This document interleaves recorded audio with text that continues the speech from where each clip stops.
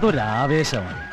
കായലോളങ്ങളെ മുറിച്ചു കുതിച്ചു കയറുന്ന ചുണ്ടൻ വെള്ളത്തെ നിൽക്കുമ്പോൾ കിട്ടുന്ന ഒരു സന്തോഷമുണ്ടല്ലോ, അത് ഞങ്ങൾ കുട്ടനാട്ടുകാരുടെ സ്വകാര്യ സ്വത്താണ്. ഒരേ താളത്തിൽ ഒറ്റ മനസ്സോടെ തുഴഞ്ഞു കയറുമ്പോൾ ഞങ്ങളെല്ലാം ഒന്നാണ് എന്ന്